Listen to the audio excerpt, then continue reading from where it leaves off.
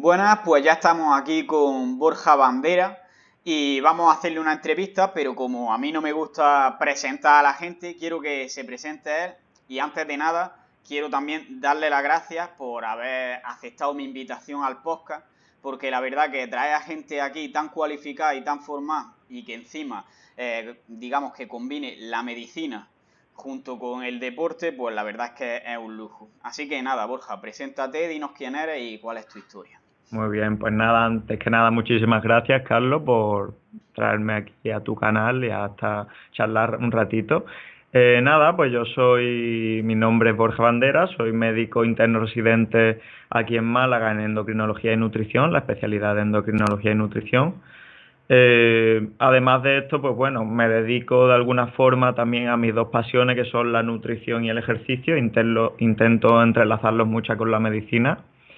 Y últimamente, pues también a la creación de contenido en Internet, ¿no? A la divulgación un poquito, a llevar a la gente, ¿no? Con esta herramienta tan potente que tenemos todos, que es Internet, pues el conocimiento, ¿no?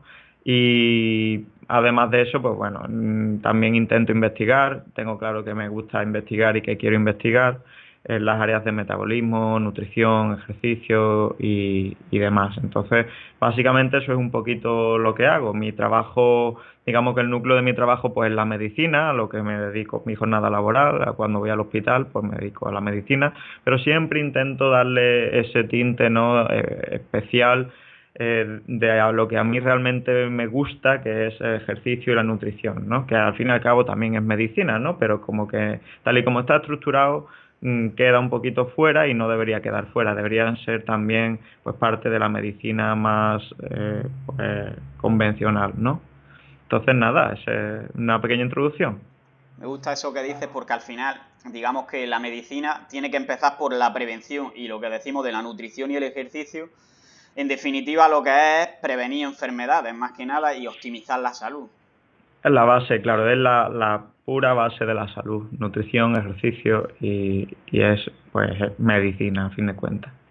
Bueno, pues aprovechando que tú te dedicas a la medicina y que este canal se centra principalmente en la salud y el deporte, quiero que aprovechemos y hablemos sobre la analítica en deportistas. Mucha gente llega, va al médico, tiene un trabajo nuevo, por ejemplo, como me pasó a mí, se hace una analítica y le salen algunos valores que son más altos o más bajos de la cuenta, ya dependiendo.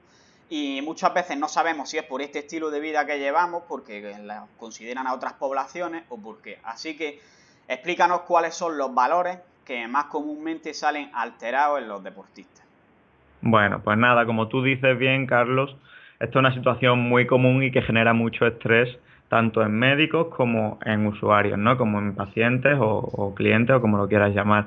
Porque, bueno, una persona sana, perfectamente sana, a lo mejor se hace, como tú dices, un control de empresa y le dice el médico que su analítica ha salido mal, que ha salido todo fatal, que los parámetros están alterados, que deje de hacer lo que esté haciendo, que deje de tomar lo que esté tomando. Y se crea como mucha alarma, ¿no? De forma un poco, pues a veces justificada, pero la mayoría de veces no, ¿no? Entonces, pues claro, habría que aclarar muchas cosas.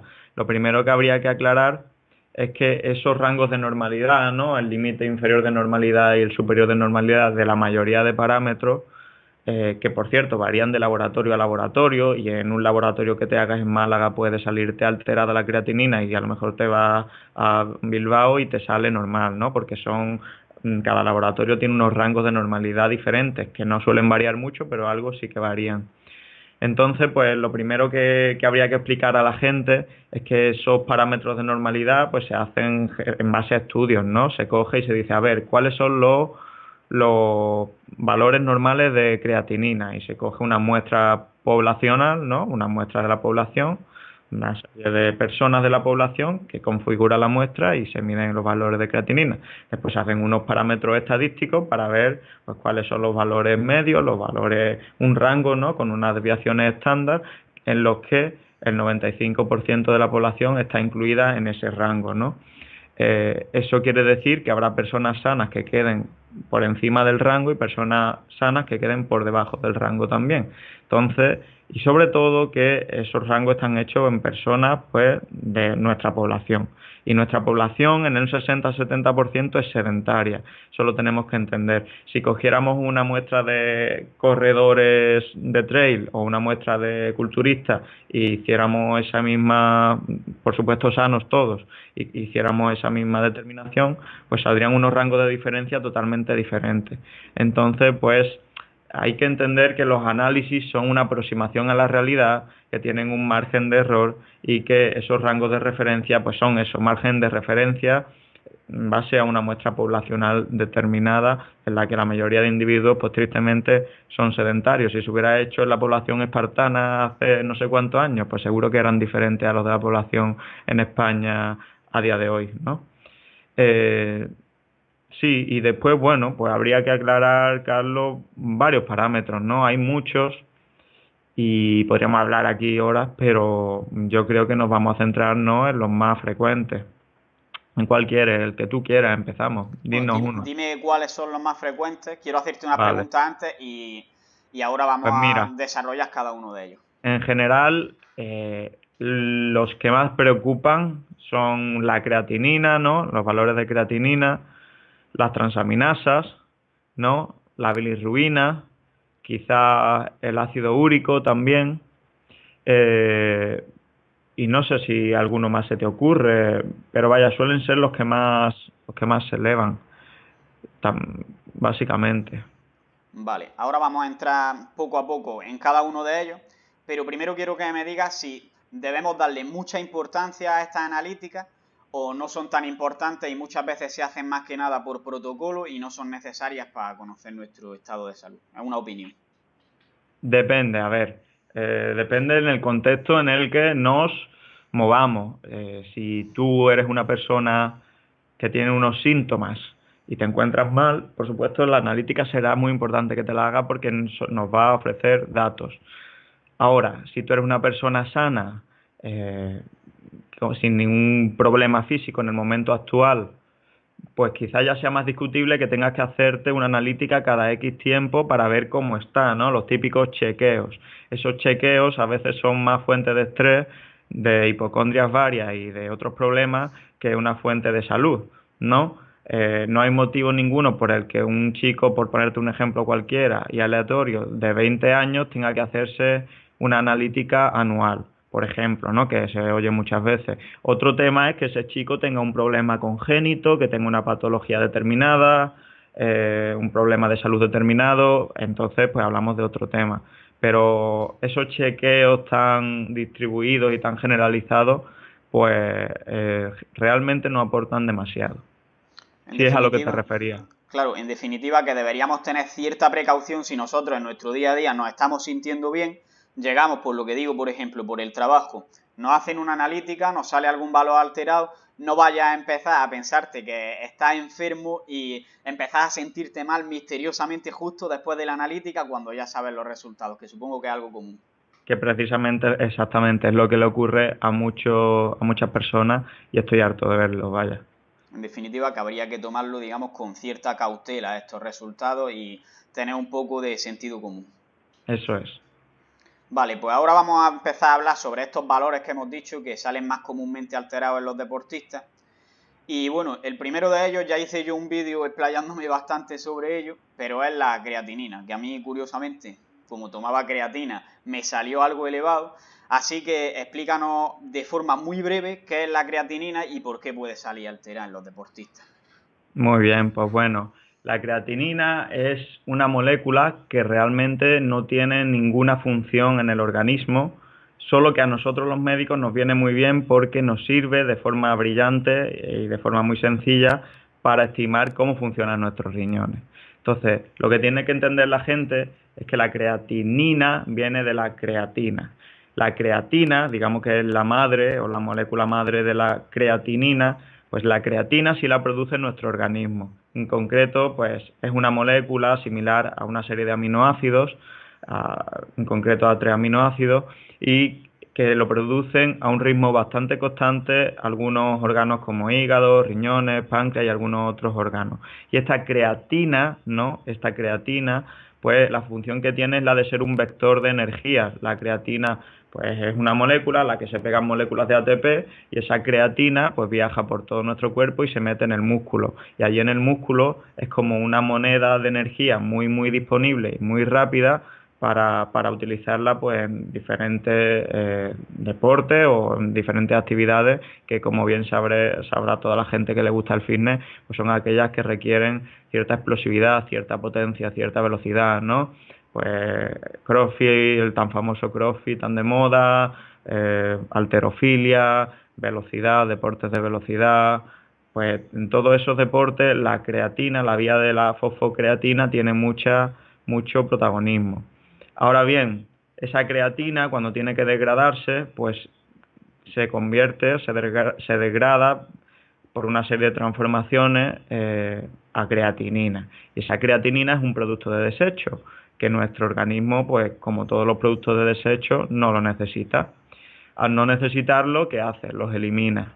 ¿Y cómo los elimina? En nuestro organismo generalmente las cosas se eliminan por el riñón o se metabolizan por el hígado, ¿no? Son los dos grandes eliminadores de sustancias. Entonces esta precisamente pues tiene eliminación renal y al eliminarse de una forma constante nos sirve no la creatinina, pero sino otro parámetro derivado que es el aclaramiento de creatinina, nos sirve para ver cómo funcionan nuestros riñones. También la creatinina, porque ¿qué pasa cuando el grifo no funciona? No sale la creatinina, pues que se elevan los parámetros en sangre, ¿no? Si esa creatinina, que es lo que tenemos que eliminar, pues tiene que salir por un grifo que son los riñones y ese grifo está estropeado, pues se eleva más en sangre. Por lo tanto, tanto la creatinina como el aclaramiento de creatinina son dos parámetros que nos indican indirectamente cómo funcionan nuestros riñones, ¿no? ¿Qué pasa? Que se puede elevar por otras cosas. Entonces, hemos dicho que la creatina, ¿no? La madre de la creatinina se encuentra principalmente en el músculo. De hecho, una persona pues, que pese 70 kilos aproximadamente puede tener unos 120 gramos de creatina en su cuerpo, ¿no? También influye pues qué tipo de dieta lleve. Una dieta más basada en vegetales únicamente pues hace que los niveles de creatina en el cuerpo sean menores, si te suplementas o no. Pero básicamente la idea es que la creatina está en el músculo. Por lo tanto, a más masa muscular, más creatina tienes. Y una persona que tenga, pues que sea culturista y pese 100 kilos, va a tener una cantidad de creatina diferente en el músculo en relación a otra persona que sea estomórfica o que sea más delgadita y pese 60 kilos. Y como hemos dicho, esa creatina pues se degrada, produce creatinina y al final esta creatinina pues se refleja en el plasma, en la sangre, ¿no? Entonces, pues en personas con mayor masa muscular van a tener niveles de creatinina más elevados, ojo, estando sanos, perfectamente sanos, más elevados que una persona con menor masa muscular. De hecho, un abuelito, pues sarcopénico, como los cientos que hay en el hospital, pues va a tener niveles de creatinina muchísimo más bajitos que una persona pues fuerte, con una edad 20, 25, 30 años y fuerte y una masa muscular buena. Entonces, pues los valores de creatinina deberían ajustarse por masa muscular, por masa magra, que es lo que pues se está empezando a ver. Y otra causa de elevación en plasma, hemos dicho que la primera es pues la masa muscular, ¿no? A más masa muscular, más creatinina en plasma. Es la suplementación con creatina, como tú has dicho, es de perogrullo que si te suplementas con creatina, que después pasa a creatinina, pues tus niveles en sangre van a ser mayores y aunque tus riñones estén perfectamente bien, como se filtra a un ritmo constante, pues van a seguir un poco más elevados. Ojo, porque una cosa es tener niveles de creatinina muy levemente por encima del rango superior. Ponte que el rango superior en un determinado laboratorio sea 1,1 o 1,15, que es lo que suele ser. Pues si lo tienes en 1,25 no va a ser preocupante en este contexto de deporte y de persona con masa muscular, pero si lo tienes en 2,5, pues tío, tendrías que pesar 300 kilos de masa muscular para que ese nivel estuviera ahí. Piensa en que tus riñones están fallando por algún otro motivo, ¿vale? Entonces, que la gente no tome esto como no importa tener la creatinina elevada. Claro que importa, pero estamos hablando de un contexto muy específico, ¿no? Que es la persona sana, que hace deporte, que está fuerte, va al médico y le dicen que tiene la creatinina alta y a lo mejor la tiene en 1,3, no tiene muy elevada. Como me llegan frecuentemente mensajes preguntándome, oye, esto es normal, que me pasa algo, tal y cual. Pues eso es básicamente lo que podríamos decir de la creatina, y la creatinina. Vale, yo creo que ha quedado bastante claro y además la ha explicado muy bien.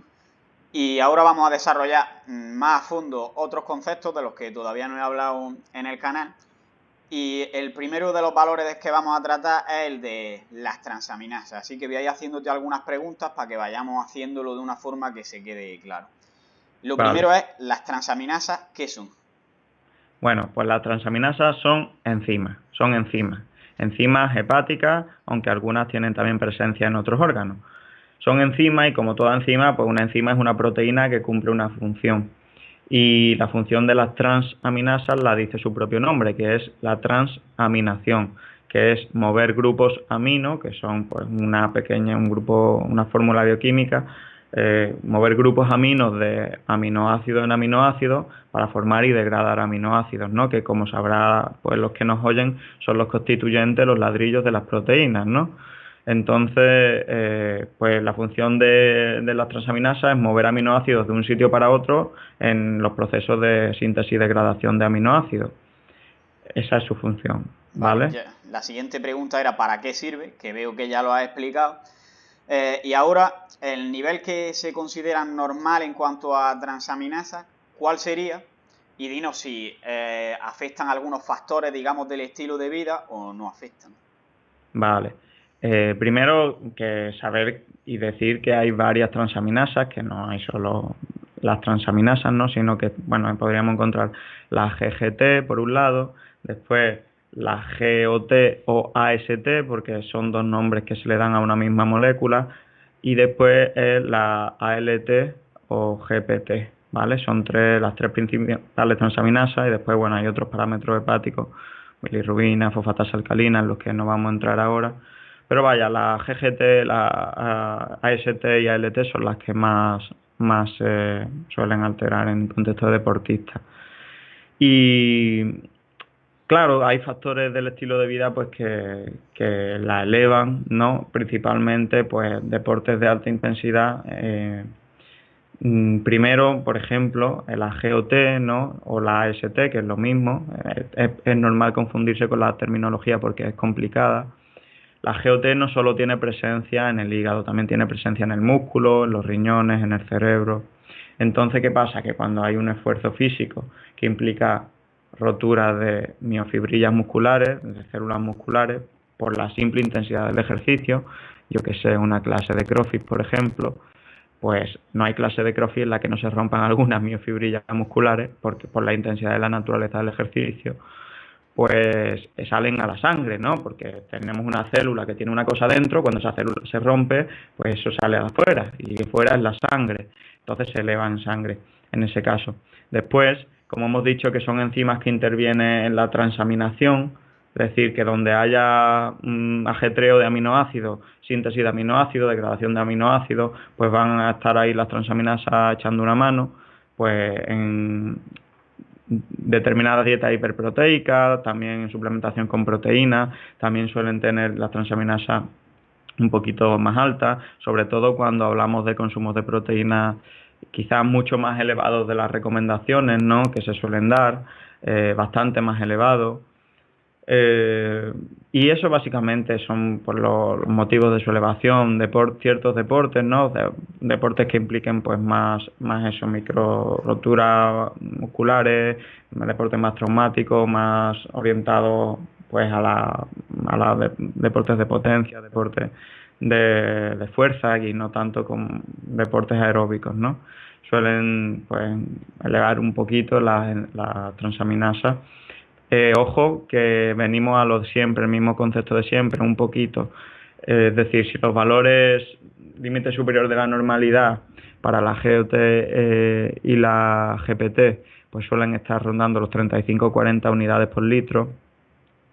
Si hablamos de 70, pues no nos preocupamos mucho, pero si hablamos de 700, ¿vale? una vez más, no hay batido de proteína en el mundo para que te eleven hasta 700 y 800 y 900 las transaminasas. Pasa lo mismo con la GGT y es un poquito de sentido común, ¿no? Una cosa es tener los valores en el límite superior de la normalidad y achacarlo a un entreno de piernas de hace 2 días, y otra cosa es tener la GPT en 3000 y quedarse tan pancho y decir que bueno, que eso es de entrenar, ¿no? Entonces, básicamente eso, no sé si habrá quedado más o menos claro. Yo creo que está claro, pero hemos hablado de que el deporte y, digamos, una dieta hiperproteica puede afectar a los niveles de transaminasa, pero supongo que si es un valor que se mide en la analítica, será porque los médicos, cuando veis que está alterado, lo asociáis con algunas enfermedades. Pues dinos qué enfermedades serían y por qué. Bueno, pues aquí hay tratados y tratados de patología, ¿no?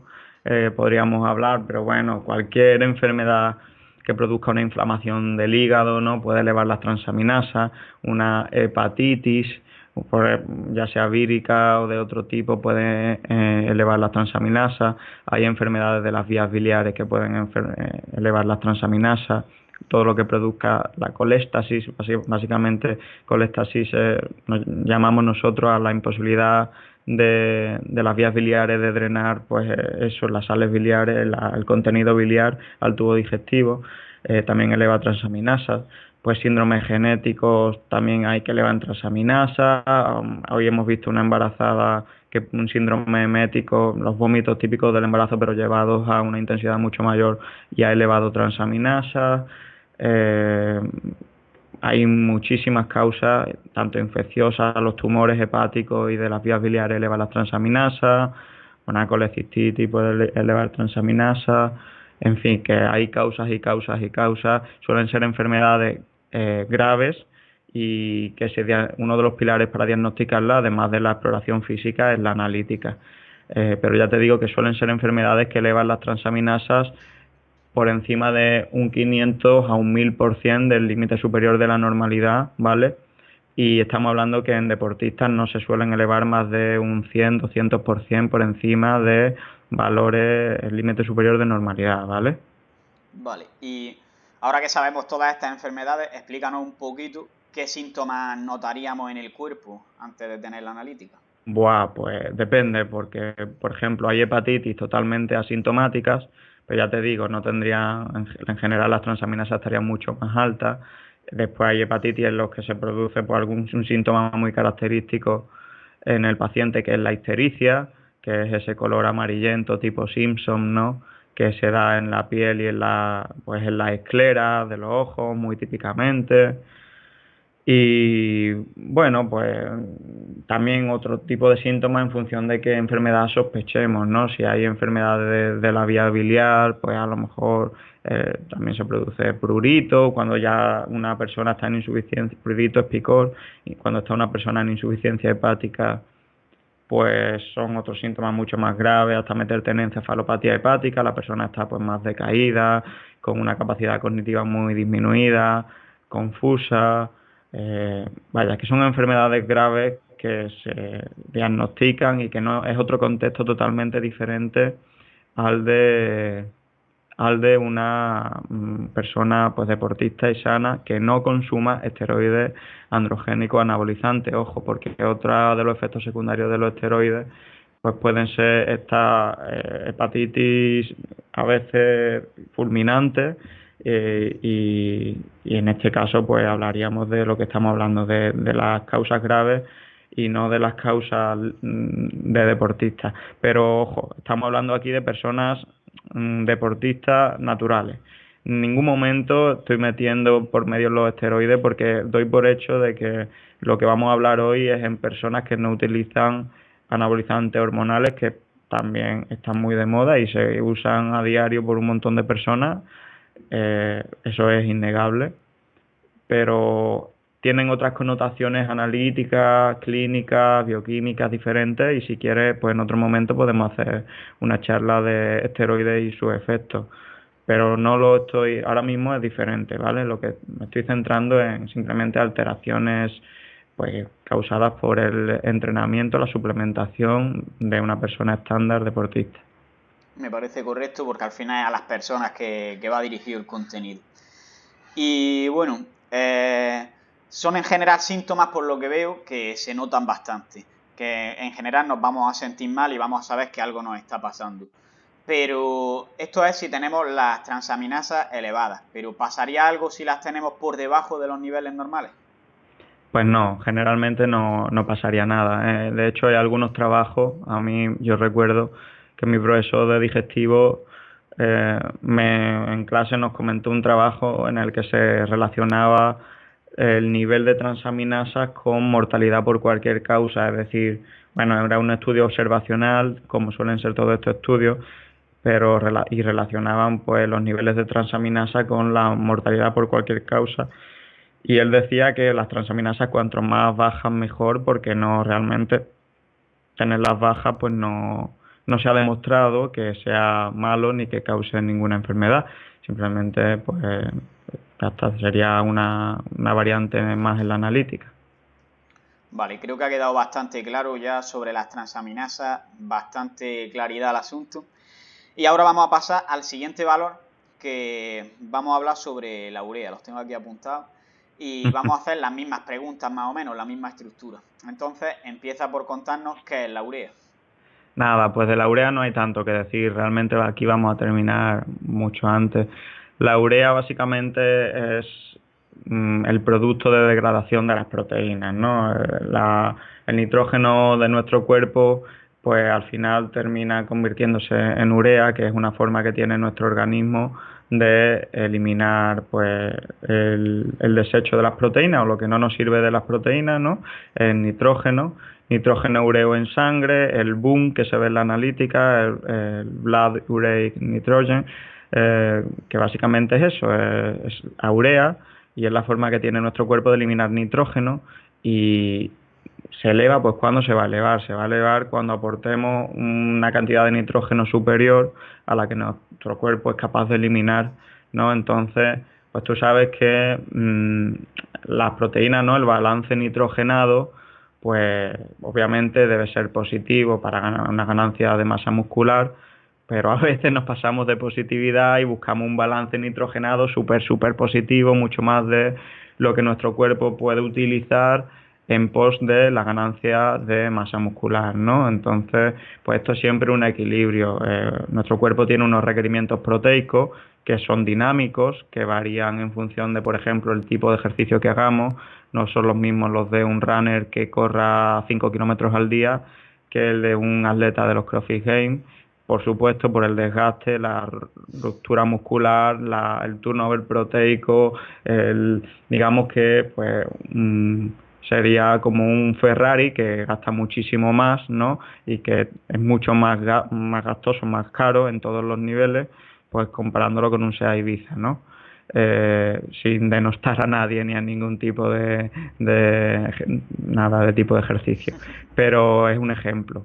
Entonces, pues nosotros tenemos unos requerimientos proteicos y a veces pues somos malos interpretando cuáles son nuestros requerimientos y es una persona que quiere ganar masa muscular, frecuentemente comete un error que es irse a unas cantidades de proteínas muy elevadas que su cuerpo no es capaz de necesitar.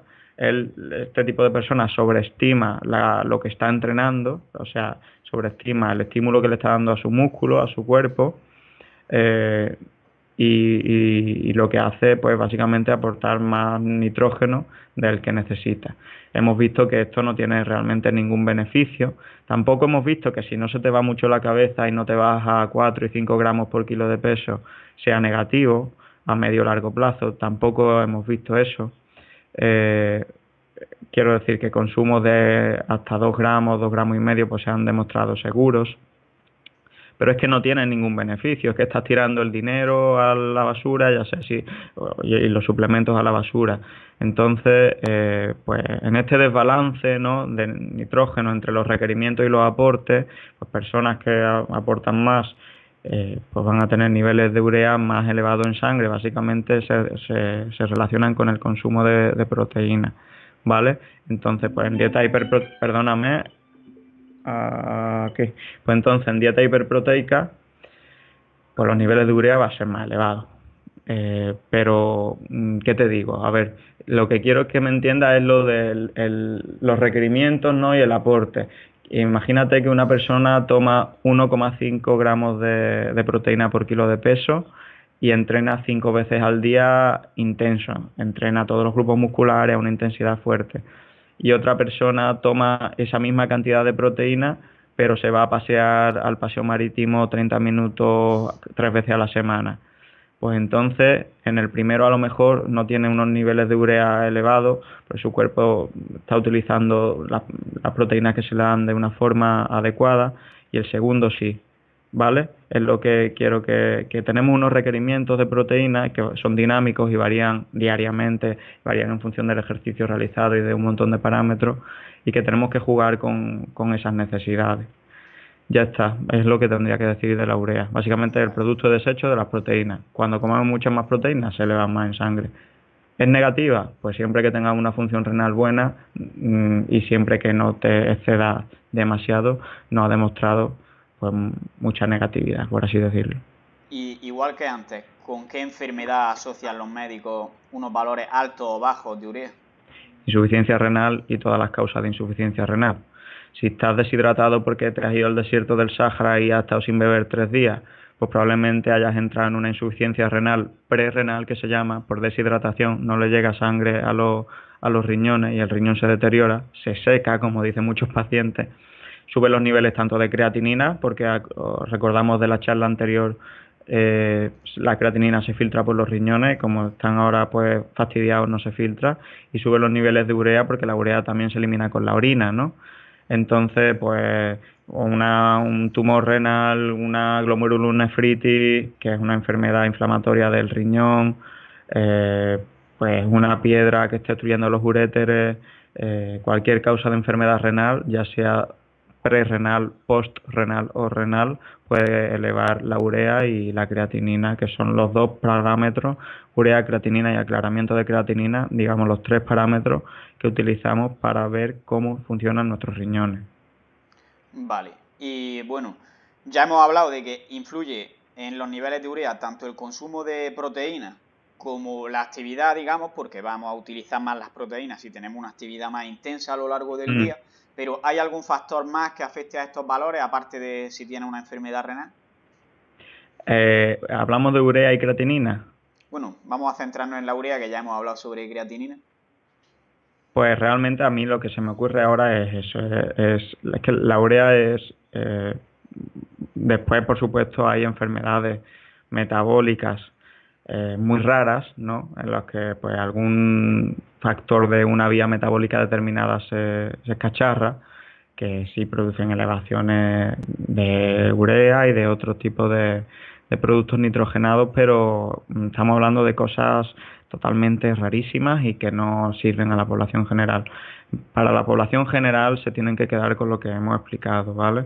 Con que la urea pues va a depender de su función renal y que niveles muy elevados deben hacerles pensar que puedan tener un problema renal, y que si en el contexto de suplementación deportiva y de deporte tiene niveles levemente por encima del rango, pues que tampoco se lleve las manos a la cabeza, ¿vale? Que no es indicativo de gran cosa.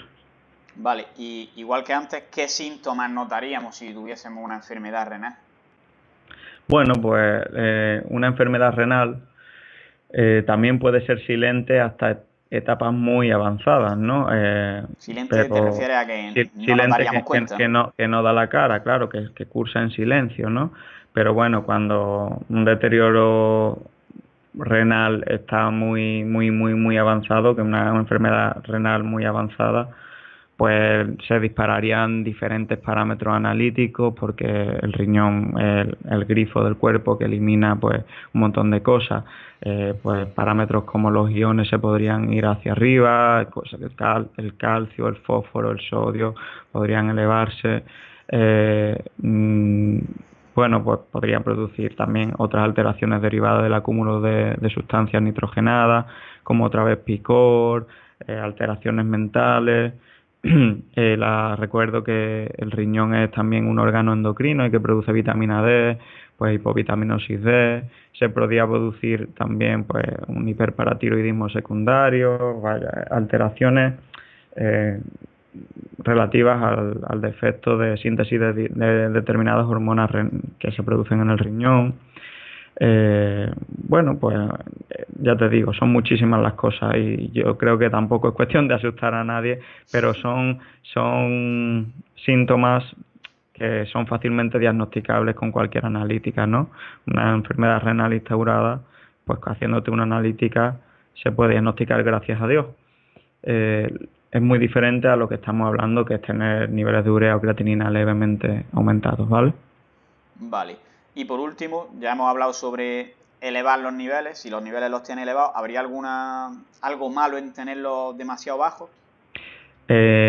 No a priori, pero ojo, porque tener niveles de creatinina muy bajos puede ser precisamente un indicador de sarcopenia, ¿no? Estoy harto de ver abuelitos ingresados con niveles de creatinina de 0,20 y pico o 0,3 o 0,4, que precisamente lo que indica es que no tiene músculo para generar esa creatinina y que pueden ser un indicador indirecto de sarcopenia, pero no per se porque sea malo tenerla abajo, sino porque nos esté indicando pues que no hay músculo, ¿no? Que no hay músculo. Ya sabemos que el músculo es un órgano esencial a todos los niveles y que lo tenemos que preservar sí o sí al máximo. Vale, y bueno, ahora sí es verdad, última pregunta relativa a lo que vendría a ser la urea, que sería, ¿cuáles serían los niveles normales? Que creo que no lo hemos dicho. Pues los niveles de normalidad irían básicamente en la mayoría de laboratorios de 8 a 20 miligramos por decilitro, ¿vale? 8 a 20 miligramos. Quiere decir que si los tienes en 30, en 35, en 40, en este contexto del que estamos hablando, pues tampoco sería alarmante, pero si lo tienes en 200, en 180, pues cuidado, ¿vale? Vale, todo claro respecto a la urea. Y pasamos al siguiente, que va a ser la bilirrubina. Empezamos Venga. igual que siempre explicando qué es la bilirrubina. Perfecto, pues otra vez la bilirrubina es un producto de desecho, ¿no? Te habrás dado cuenta de que muchas de las cosas de que estamos hablando no tienen una función como tal en el cuerpo, sino que simplemente son cosas que utilizamos los médicos para ver que si los órganos, si algunos determinados órganos funcionan o no. Pues en este caso la bilirrubina es un producto de desecho de la hemoglobina, que como sabréis, pues es una molécula que porta el oxígeno y lleva el oxígeno a todo el organismo. Esta hemoglobina pues está dentro de los glóbulos rojos, ¿no? De los eritrocitos de la sangre. ¿Qué pasa? Que cuando hay algo que rompe los glóbulos rojos, sea una enfermedad o sea una actividad física, pues sale la hemoglobina a la sangre, sale fuera del glóbulo rojo, ¿no? Y se metaboliza. Entonces se metaboliza principalmente a bilirrubina. Bueno, hay una serie de pasos en las que antes de bilirrubina la hemoglobina se convierte en otra sustancia. Pero bueno, el hecho es que termina convirtiéndose en bilirrubina. La bilirrubina es un pigmento. Y tiene que eliminarse. Para eliminarse lo que hace es conjugarse en el hígado, ¿vale? Conjugarse es otra forma de decir, pues, añadir una sustancia que la hace hidrofílica y permite que los riñones la eliminen y ya se elimina por los riñones, ¿no? O por el tubo digestivo alguna parte también. Pero básicamente la bilirrubina es un pigmento de desecho y proviene de la hemólisis o ruptura de glóbulos rojos, ¿vale? No tiene ninguna función como tal más que la que ayudarnos a los médicos a diagnosticar. Vale, es decir, no sirve para nada en sí en el cuerpo. ¿Y qué puede originar que se produzca esta rotura en los glóbulos rojos? Bueno, pues hablamos de salud o enfermedad. Si quieres, podemos hablar de algunas cosas relativas a enfermedades que pueden originar esta ruptura de glóbulos rojos. Bueno, la siguiente pregunta era justamente así, ¿qué Bueno, factores influyen en los niveles de bilirrubina? Así que podemos explicarlo de esta forma. pues ya está. Entendiendo un poquito cuál es la vía de la bilirrubina, que es la que hemos explicado, ¿no? Pues sabemos qué factores pueden alterarla. Bilirrubina hay dos, o se dividen en dos, bilirrubina indirecta y directa.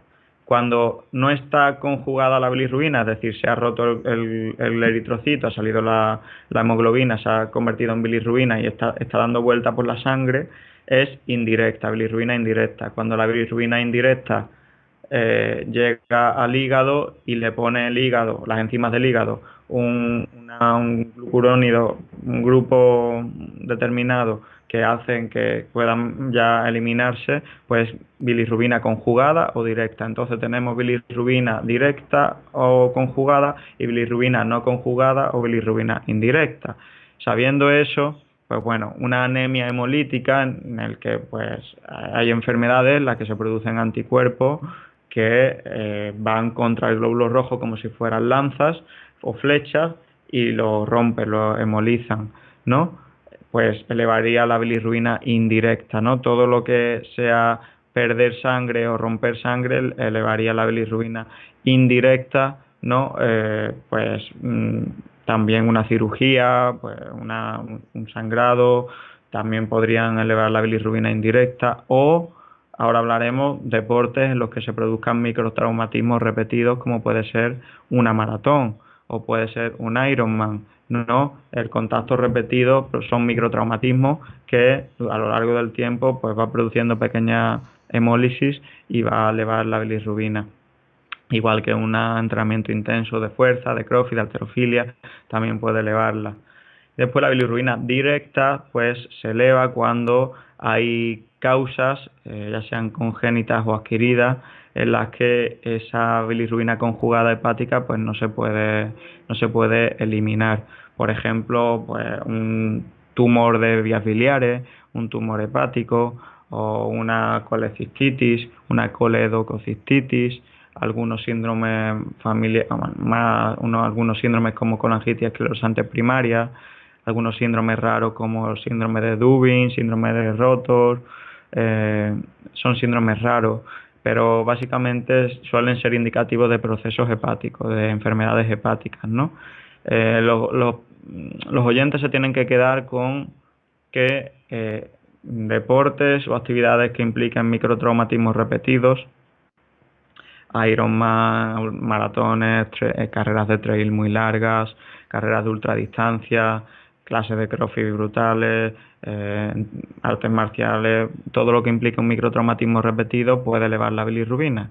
Y simplemente eso, y que si está sano, pues esa bilirrubina se aclarará por los riñones y no habrá más problemas, ¿vale? Y entonces, digamos que también puede verse afectada, por ejemplo, por un entrenamiento de pesas normal donde hay rotura de fibras musculares. Puede. Generalmente pues no lo hace a no ser que el entrenamiento sea muy intenso o más extendido en el tiempo. Es más típico, ya te digo, de los deportes de contacto donde, por ejemplo, es muy típico de los corredores de fondo de larga distancia. Pero sí puede perfectamente. Vaya, yo he visto en crossfitters, lo he visto en personas que se dedican a las artes marciales, lo he visto en casi cualquier deporte. Yo creo que se relaciona más con la intensidad y la duración que con el tipo de deporte, ¿vale? Vale, y bueno, lo mismo que estamos diciendo con todo lo demás es que en el caso de que sea por una enfermedad, ¿qué síntomas notaríamos? Bueno, pues ya digo que lo primero que tenemos que ver es que la bilirrubina es un pigmento y es el que da ese color amarillo que hemos hablado antes, que conforma el signo clínico típico, que es la ictericia, ¿no? Que es el color amarillo de la piel. Eso básicamente es por tener pues una cantidad de bilirrubina en sangre muy elevada que da esa tonalidad a la piel. Pues bueno, los síntomas clínicos dependen, porque si estamos hablando de una pancreatitis, que puede elevar perfectamente la bilirrubina, frecuentemente lo hace, pues hablaremos de que pues, habrá dolor abdominal intenso. Si hablamos de una insuficiencia hepática por una hepatitis o por una cirrosis hepática alcohólica, pues dará los signos propios de la insuficiencia hepática, con una descompensación hidrópica, muchos edemas, ese color de la piel, pues, algunas manchas en la piel típicas. Si es por un síndrome congénito, pues dará otras cosas diferentes, pero al fin y al cabo, pues darán los síntomas típicos del síndrome conocido como insuficiencia hepática, que son todo lo que hemos dicho, ¿vale? Ya está, pero suelen ser otra vez enfermedades graves, no son enfermedades baladí, excepto algunos síndromes más frecuentes, como el síndrome de Gilbert, por ejemplo, en el que hay una elevación constitucional de bilirrubina, perdón, esperar una hora, hay una elevación de bilirrubina por encima de niveles de normalidad, sobre todo en periodos de estrés. Entonces, el síndrome de Gilbert se da frecuentemente en chicos y chicas jóvenes que cuando tienen un periodo de exámenes o una carrera o un periodo de estrés físico-mental, pues tienen niveles de bilirrubina más altos, sin que implique ningún otro problema clínico y son personas perfectamente sanas. Entonces, la variabilidad clínica de esto hiperbilirrubinemia pues es muy alta, ¿no? Y son muchas causas las que pueden producirla. Vale, y bueno, por último, supongo que ya tienes ahí cuáles serían los valores de normalidad y dinos, ya hemos hablado de qué pasaría si los tenemos altos y por lo que dices, supongo que si los tienes bajos no ocurre nada, porque significaría, digamos, que no hay rotura de glóbulos rojos, ¿no? Correcto, pues nada, mira, la bilirrubina hemos dicho que la podemos clasificar en total, que es el conjunto de directa más indirecta, en indirecta o en directa, ¿no? Pues la total hablaríamos de valores de normalidad entre 0,3 y 1,2, 1,1 miligramos decilitro. Si nos vamos a la directa, es la menor parte de esa totalidad, es de 0 a 0,3 miligramos decilitro, y el resto, de 0,7 a 0,9 aproximadamente, pues sería la bilirrubina indirecta, ¿vale? Solemos medir bilirrubina total y si ya hay que medir bilirrubina directa por alguna causa, pues la se mide. Y si está por debajo de niveles normales, no hay problema en principio. Pues no, en principio no sería indicativo de nada. De hecho, los límites de normalidad aquí van desde 0 hasta lo que hemos dicho, desde 0, 0 con un poco hasta lo que hemos dicho, ¿vale? Entonces, siempre hay cierta cantidad porque siempre hay glóbulos rojos que mueren, siempre hay bilirrubina en el organismo que está pues metabolizándose, pero no sería indicativo porque, repito, es una sustancia de desecho. Las sustancias de desecho, la mayoría no tienen una función clara, sino simplemente son basura y hay que eliminarlas. Vale, todo claro respecto a la bilirrubina y ya el último de los valores, que sería la creatina quinasa, la CK. Explícanos qué es y para qué sirve. Vale, pues la CK quizás sea de las enzimas que más se ha relacionado con el deporte, ¿no? Y una vez más, pues es muy útil y nos sirve para diagnosticar muchos procesos musculares. La CK es una enzima pues, que tiene cierta función enzimática en el músculo y tampoco hay que entrar en más detalles. Sirve para catalizar algunas reacciones metabólicas, pero nos es de mucha utilidad porque primero nos indica la presencia de algunas enfermedades y después pues también se relaciona con ejercicios extenuantes, ¿no? Entonces, después de una maratón, después de un Ironman, después de un entrenamiento de piernas intenso en el que haya hecho 12 series de sentadillas con muchos kilos, pues vas a tener la CK elevada invariablemente. Es decir, siempre que salgas del gimnasio y hayas entrenado duro, vas a tener la CK elevada. Eso es una norma porque, de hecho, casi podríamos relacionar los niveles de CK con la intensidad del entrenamiento, ¿no? ¿Qué pasa? Que bueno, que sí que hay dentro del mundo del deporte, ¿no?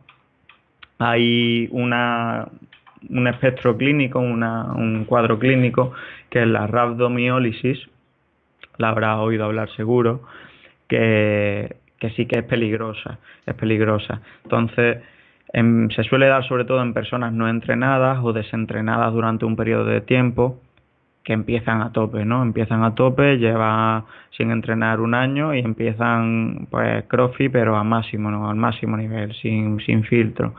Y al día siguiente, pues dolor muscular importante, inflamación cuádriceps, como un chico que bueno, que nos vino a la urgencia hace no mucho, y la CK a lo mejor en 70.000 o en 80.000, ¿vale? Recuerdo que los valores de normalidad van de 30 a 170 aproximadamente. Pues en ese caso es criterio de ingreso, porque habría que hidratar a la persona, hidratar pues por vía intravenosa, monitorizar la función renal, y es una enfermedad grave que corre peligro de perder funcionalidad de los riñones, incluso de llegar a insuficiencia renal y a diálisis por rhabdomiólisis. Básicamente pues porque la mioglobina, una sustancia que se libera del músculo, ¿no? Como una prima hermana mala de la hemoglobina, pues esa mioglobina es nefrotóxica, es tóxica para el riñón. Y cuando hay mucha rotura de músculo, rhabdo es músculo, lisis es rotura, cuando hay mucha rotura de músculo, pues esa mioglobina pues nefrotóxica y puede producir un problema renal serio. Dicho esto, otra vez más, la lógica básica, si tenemos niveles de 200, 300, 400, pues no hay de qué preocuparse y es indicativo de que has entrenado, ya está. Ya hayas entrenado carrera, hayas entrenado sprints, hayas entrenado pesas, has entrenado, y si te hidratas, descansas, recuperas, dentro de 3 días vas a tener la CK bajita. Por cierto, bueno, lo he dicho antes, el entrenamiento intenso también es criterio de elevación de transaminasa hasta un 20%. Pero volvemos a la CK. Ya está, si vas al médico, entrenas un sábado, entrenas un domingo y vas al médico el lunes, y pues vas a ver que están elevadas las CK invariablemente, ¿vale? Entonces, ya está, no es indicativo nada más. Sí que es, por eso he dicho lo de la rhabdomiólisis, porque sí que he visto ese problema clínico y lo he vivido en mis carnes, no en mis carnes porque me haya pasado a mí, sino por haber atendido a gente así en las urgencias de mi hospital, y sí que puede ser un problema. ¿Cómo evitarlo? Pues no, con sentido común, como siempre. O sea, si llevas sin entrenar 6 meses y te dice tu coach que tiene el entrenamiento, el WOD de hoy, pues son 30 rondas de 15 sentadillas con 60 kilos en la espalda, pues no porque no estás preparado. Cuando estés preparado y seas un atleta que esté preparado para esa carga y volumen de trabajo, pues hazlo. Pero mientras tanto no, entonces pues es sentido común que es lo que hace falta, ya está.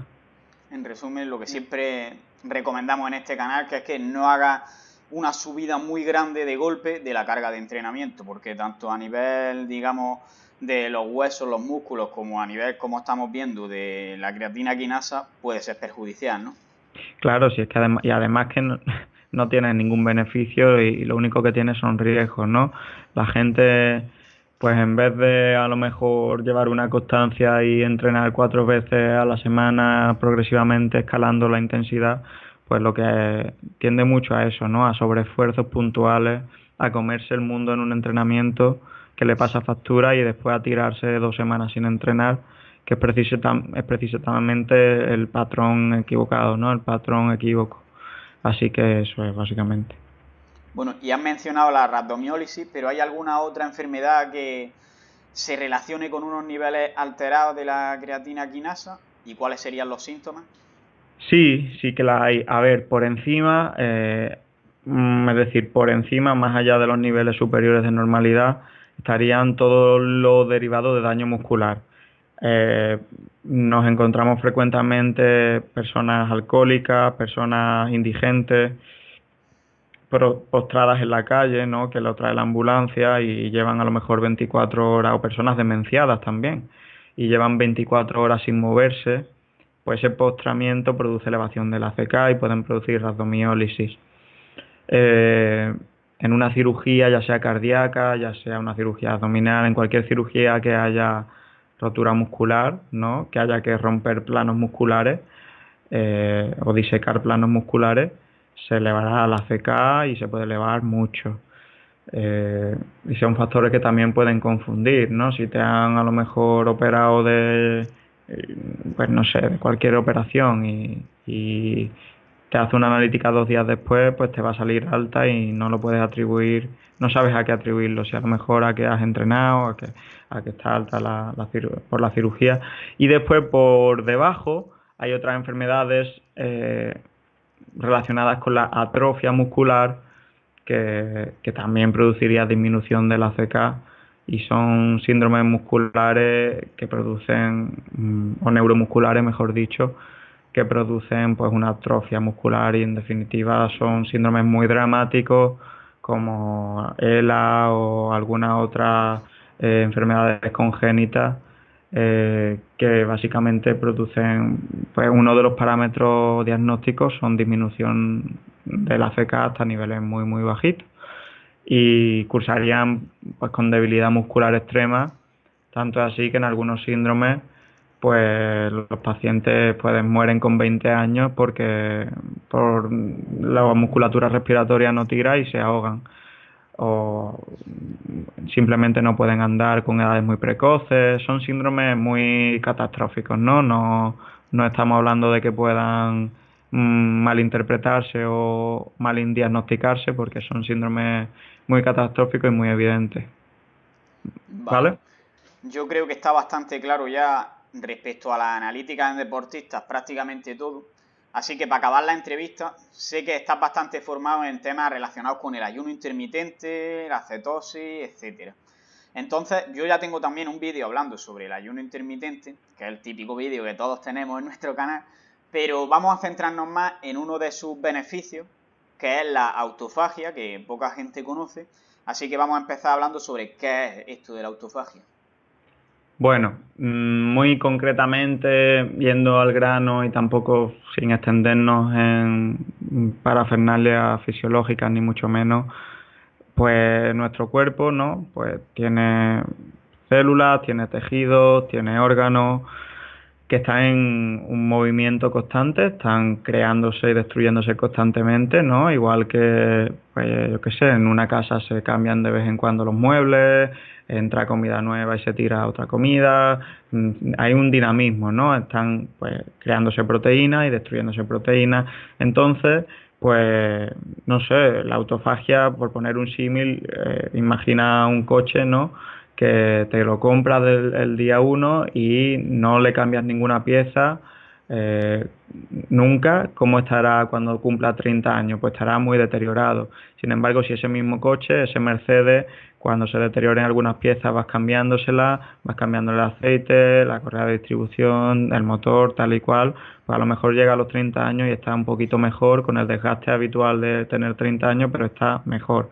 Pues en el ser humano pasa lo mismo, en las células se crean continuamente proteínas nuevas, las mitocondrias mueren, otras se crean, hay orgánulos como retículo endoplasmático que se renueva también, proteínas de membrana que se renuevan y la autofagia es un proceso crucial ahí, que autofagia, comerse a sí mismo, que es básicamente un sistema de reciclaje celular que tienen nuestras células y que sirve para eliminar aquellos elementos de la casa, aquellos muebles de la casa que es nuestra célula, que estén deteriorados y que ya no estén aportando al todo, que es el organismo, pues lo que deberían aportar.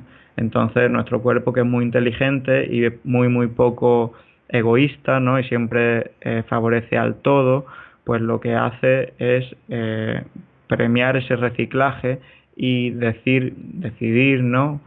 Justamente que aquellas piezas del engranaje que ya no estén sirviendo al todo, pues deben morir para que otras nuevas den paso. Y eso lo hace muy bien nuestro cuerpo. Lo que pasa que, claro, pues hay formas de facilitar esa autofagia y hay formas de frenarla y de enlentecerla. Entonces, pues ahí es donde tiene mucho que decir el ayuno intermitente precisamente, como tú sabrás bien. Vale, en resumen, sería, digamos, que las células de nuestro cuerpo, mediante comerse, entre comillas, a las que están mal, las elimina y de esta forma renovamos, digamos, el organismo para una mejor salud, en definitiva, ¿no? Claro, Se podría decir así. Sí, pero tampoco consiste únicamente en que células comen a células, más bien dentro de las células, pues algunas proteínas se reciclan, mueren, se transforman, otras suelen surgir y también hay células que se comen a células, células encargadas de comerse a células también. Es un sistema de reciclaje continuo, tanto a nivel celular, que después repercute a nivel pues, tisular, a nivel de tejido, a nivel de órganos, a nivel de sistemas y a nivel de nuestro organismo completo. Vemos que es un proceso además que es beneficioso para nosotros, pero en la sociedad actual y con el estilo de vida que llevamos, ¿es algo común que se produzca esto de forma eficiente en nosotros o tenemos que hacer cosas específicas para poder tener una mayor autofagia, digamos? Pues siempre hay cierto grado de autofagia en el organismo. Si no la hubiese, pues moriríamos muy, muy, muy jóvenes. Pues, de hecho, hay algunas enfermedades raras en las que las personas envejecen mucho más velozmente que una persona normal y tienen los procesos de autofagia muy disminuidos. Siempre hay un grado de autofagia, pero nuestra sociedad y nuestras costumbres y nuestros hábitos occidentales no la favorecen en absoluto. Eso está claro.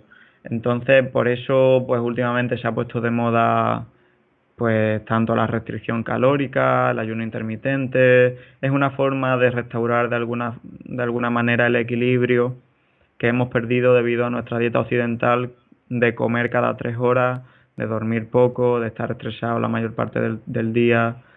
Es una forma de restaurar ese equilibrio. Vale, ¿y por qué el ayuno intermitente o la cetosis hacen, digamos, que promueven la autofagia? Pues bueno, cualquier estrategia que ponga a nuestro cuerpo en modo catabolismo, en modo déficit, en modo reserva, va a favorecer esos procesos de autofagia. La restricción calórica sin implicar el ayuno, es decir, si tú necesitas 2000 calorías y un día tomas 1000, va a favorecer la autofagia. De hecho, la restricción calórica pues, es de las cosas más probadas para alargar la vida, por no decir la más probada. La crema anti-aging por excelencia es la restricción calórica y eso está más que probado a nivel científico desde todas las esferas, vaya. Y después el ayuno intermitente, por la restricción calórica y por algunas otras peculiaridades metabólicas que consigue, también la favorece. La dieta cetogénica, no olvidemos que es una fasting mimicking diet, es una dieta que imita el ayuno, ¿vale? Es una dieta en la que se favorecen procesos catabólicos conservando masa muscular y es una dieta similar al ayuno. Las vías metabólicas que se activan son muy similares a las que se activan en ayuno, con ciertas diferencias, pero son muy similares.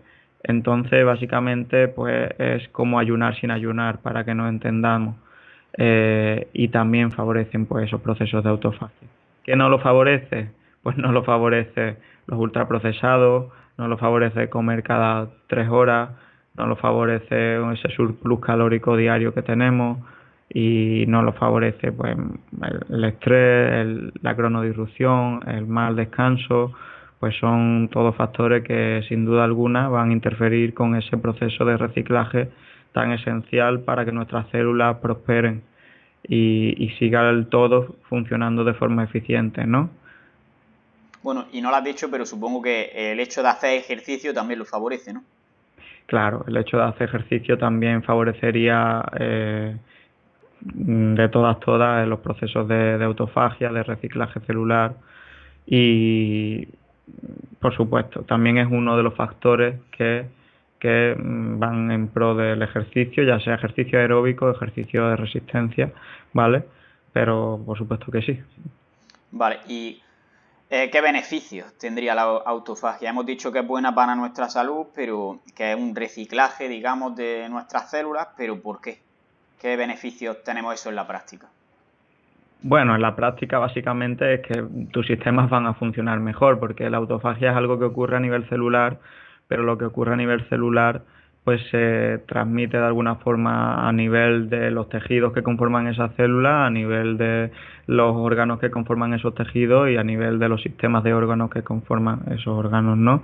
Entonces, no podemos decir que cuando tienen altos niveles de autofagia pues va a funcionar mejor todo, ¿no? No te vas a sentir, oh, qué bien, estoy teniendo altos niveles de autofagia, te vas a sentir mejor y punto, porque básicamente es algo que ocurre siempre en nuestro organismo, no es nada novedoso ni místico ni nada de nada, es algo que ocurre siempre y que es esencial para la vida, que el que haya un reciclaje, un equilibrio.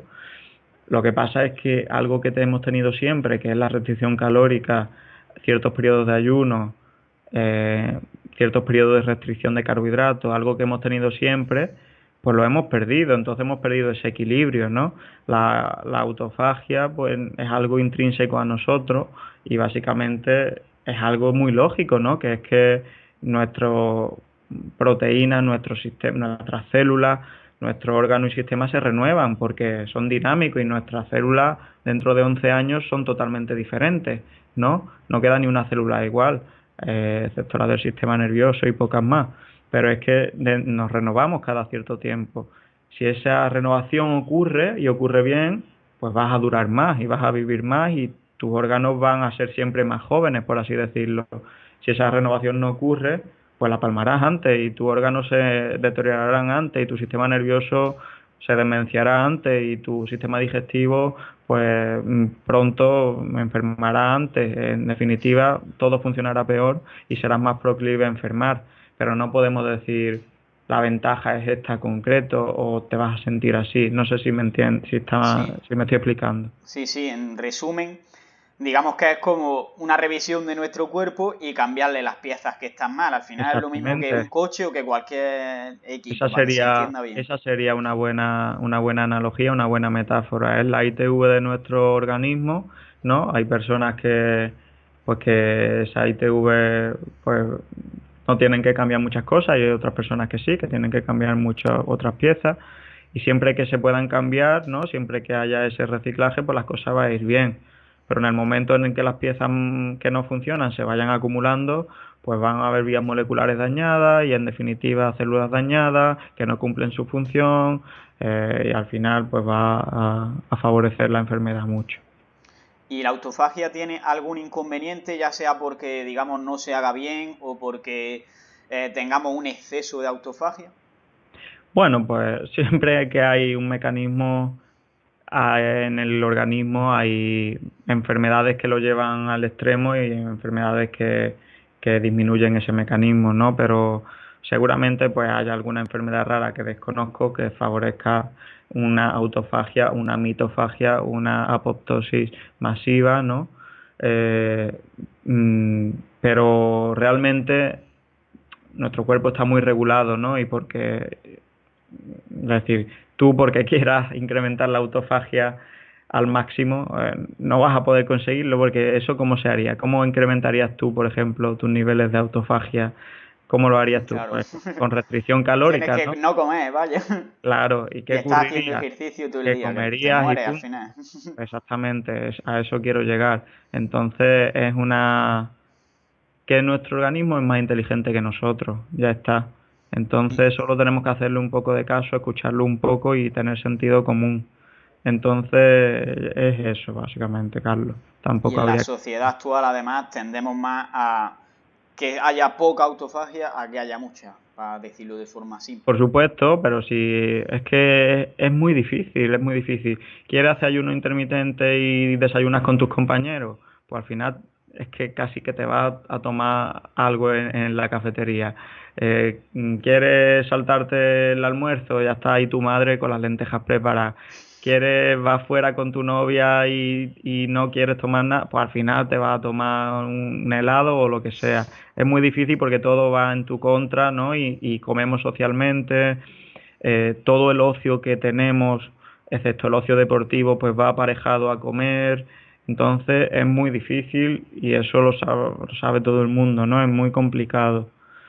Pero bueno, no significa que no pueda hacerse y que no puedan establecerse estrategias. Vale, y hablando precisamente de estrategias, a nivel práctico, por ejemplo, vamos a centrarnos en la del ayuno. ¿Habría un tiempo mínimo que es necesario ayunar? ¿Esto es un interruptor de on y off o se produce de Claro, manera progresiva? esto no es binario, Carlos. Esto no significa han pasado las 8 horas de ayuno, se activa la autofagia, le dan al botón y empiezan tus células a reciclarse. No. Esto es algo progresivo. ya te digo que ni siquiera hace falta que metas periodos de ayunos como tal. En déficit calórico, en restricción calórica vas a tener cierta autofagia, de hecho es una de las vías por la que aumenta la longevidad, el déficit calórico, pero en un periodo de ayuno, ¿no? En un periodo de ayuno, pues a partir de las 10-12 horas, pues empieza la mayoría de estudios y de gente que sabe del tema a hablar de que empieza a producirse pues los beneficios de la autofagia. Y, y de ahí pues hasta 24 o 36 horas pues sería la ventana óptima, ¿no? Y más allá de 36 horas pues serían ayunos que no recomiendo en general porque tampoco trae muchos beneficios, a excepción de que quieras probarte un día o que sea un reto personal o que digas pues voy a estar 3 días sin comer por lo que sea, por religión, por cualquier reto, pero no por salud. Yo suelo recomendar en todo caso periodos que no vayan que vayan de las 12 a las 24 horas, un poquito más si acaso, ¿vale? Vale. Y igualmente, si lo haces con dieta cetogénica o con déficit calórico simplemente, ¿se necesitaría un déficit mínimo o se necesitaría un tiempo mínimo que estés en déficit? A mí, en general, es algo progresivo, como hemos dicho, no empieza en el momento en que ya tienes un déficit de 300 calorías, pero a mí no me gustan los déficits muy agresivos porque al fin y al cabo suelen ser menos efectivos. Entonces, un déficit de 300, 500 calorías, 600, 700 como mucho, y ya estamos hablando de déficit importantes, para mí sería adecuado, no iría a déficit muy importantes de más de 1000 o más de 1000 calorías de cara a una estrategia de déficit calórico. Y personalmente a mí me funciona mejor el ayuno intermitente que el déficit establecido y mantenido, pero y creo que mucha gente coincidirá conmigo, otras no, porque por eso somos humanos y por eso somos diversos. Pero en mi caso yo prefiero las estrategias de ayuno intermitente 3 veces a la semana, 4 veces a la semana, a lo mejor un ayuno de 16 horas, 18 horas, y yo creo que eso restauraría bastante bien ese equilibrio del que hablábamos antes, del que nuestra sociedad nos aleja, ¿no? Vale, yo creo que ya está bastante claro el tema del ayuno intermitente y la autofagia. Y ya vamos a ir despidiendo la entrevista, así que antes de nada, ¿hay algo que quieras comentar que yo no te haya preguntado? Buah, pues podríamos hablar, ¿no? Gustándonos a los dos la nutrición y el ejercicio, pues podríamos hablar de muchas cosas. Otro día podemos hablar de cetogénica, podemos hablar de esteroides anabólicos, de estrategias de entrenamiento. Podríamos hablar de muchas cosas, pero yo creo que la entrevista ha sido bastante completa, sobre todo porque hemos tratado bastante en profundidad, más en profundidad de lo que hice en el vídeo de ayer, el tema de las analíticas, que es algo que genera mucha inquietud. Y nada más, yo nada, simplemente el mensaje que siempre lanzo en toda entrevista, en toda pues charla, ¿no? Es el de que tienes que ir tú a buscar la salud, que la salud no viene a ti si no vas a buscarla, que la salud vendría a ti si vivieses en otra zona, que no sea Occidente, que si vivieses en alguna de las zonas azules, donde todo es campo, naturaleza, no hay estrés, no hay ultraprocesados, hay mucha sociedad, mucha vida en sociedad, en familia, no se alteran los ritmos circadianos, ahí vendría la salud a ti, pero como vivimos en Occidente, que todo es un problema para mantener esa salud, tienes que ir tú a buscarla, ¿no? Es algo que no te pertenece por el hecho de haber nacido. La gente tiene esa idea errónea, ¿no? De que tienen derecho a la salud, y no tienen derecho a la salud, tienen derecho a la protección de la salud, Sí. pero es algo que tienen que hacer ellos, igual que estudian para un examen o igual que ganan músculo, igual que luchan por un trabajo, tienen que luchar por tener salud. Entonces, esa es una batalla diaria, no es una batalla de una temporada, ni es una batalla que haya que hacer solo cuando enferma, sino es una batalla que hay que enseñarle a los niños cuando ya empiezan a estar en edad de aprender, y hay que seguir enseñándolo a los abuelos. Es una batalla de por vida. Me ha gustado bastante esta frase y este concepto de que la salud no te busca, tienes que buscarla tú. Da para hacer camisetas, da para hacer tazas, la verdad que me ha gustado Haremos, bastante. haremos. Haremos. Y bueno, lo que siempre pregunto también antes de irnos es, si recomiendas algún libro, algún canal de YouTube, podcast, blog, sobre este tema o sobre cualquier otro que te parezca interesante. Sí, aquí sí que pues, podría tirar de libreta y recomendarte un montón de gente, porque la verdad es que hay divulgadores potentísimos hoy día en Internet, que después son personas increíbles con las que he tenido el gusto de conocer y de hablar y participar en algunas ponencias, en algunas charlas. Y son gente muy formada, muy capaz, muy buena en lo que hace. Siempre se me van a olvidar algunos porque es que son muchos y cada vez somos más los que nos dedicamos a esto del ejercicio, la nutrición, a la medicina, algunos también. Entonces, pues sí, mira, de hecho es que me he apuntado aquí algunas listas, ya digo que se me olvidarán muchos, pero bueno, en nutrición, por ejemplo, voy a ir citando, no podemos dejar de... Voy a citar los nombres personales, ¿vale? Porque Sí, cada uno tiene un blog con un nombre y tal, claro. pero siempre son localizables por sus nombres personales.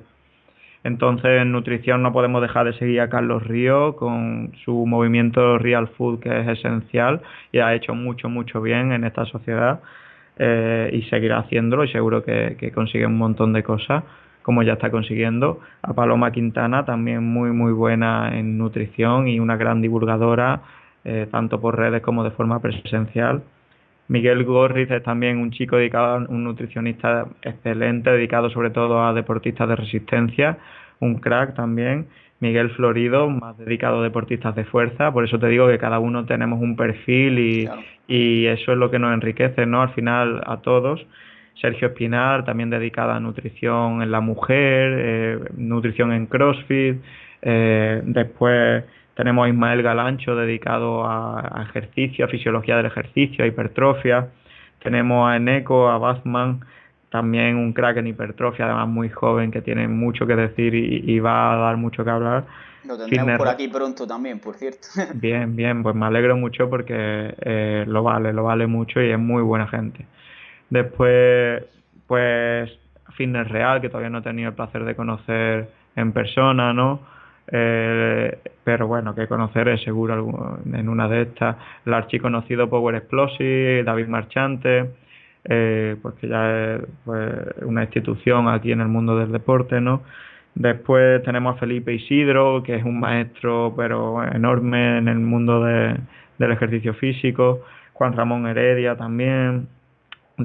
Bueno, y ya gente que sabe de todo, gente que tiene una capacidad de integrar el conocimiento brutal.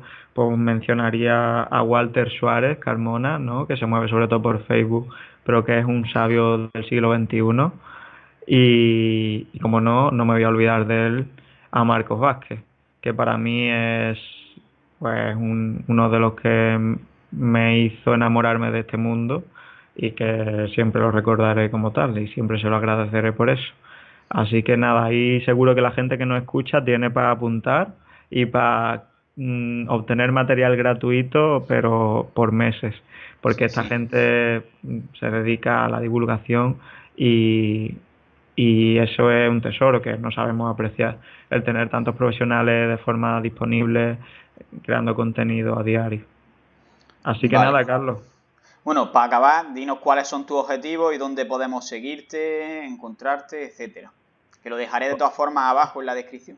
¿Cuáles son mis objetivos? Bueno, esa es una buena Tus pregunta, ¿no? proyectos, objetivos. Sí, quizás a corto plazo, pues mi objetivo es formarme lo mejor que pueda en mi especialidad, en endocrinología y nutrición, formarme en ejercicio físico y seguir formándome en nutrición, ¿no? El formarme continuamente es un objetivo que siempre he acarreado desde hace bastante tiempo.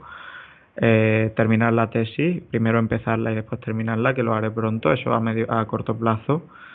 Y ya más pues a medio y largo plazo, pues ahora mismo pues estoy empezando en el mundo de la divulgación, ¿no? Es algo que me gusta, el comunicar, el llegar a mayor número de personas con esta herramienta es algo que me gusta. Me gustaría crear eso, un grupo de personas lo más grande posible que, que tengan ese mensaje, ¿no? De que la salud es algo por lo que tienen que luchar, que los pilares, las armas principales de esa lucha son la nutrición y el ejercicio, que la medicina es una herramienta que es maravillosa si se sabe utilizar, pero si no se sabe utilizar puede ser hasta dañina, pero que, repito, es maravillosa, bien utilizada. Y crear una comunidad, ¿no? Una comunidad de gente que tenga esas ideas y esa dimensión. Y a largo plazo, pues probablemente convertir eso en un estilo de vida y en un trabajo que me permita pues vivir de ello bien y seguir llegando a más gente cada vez.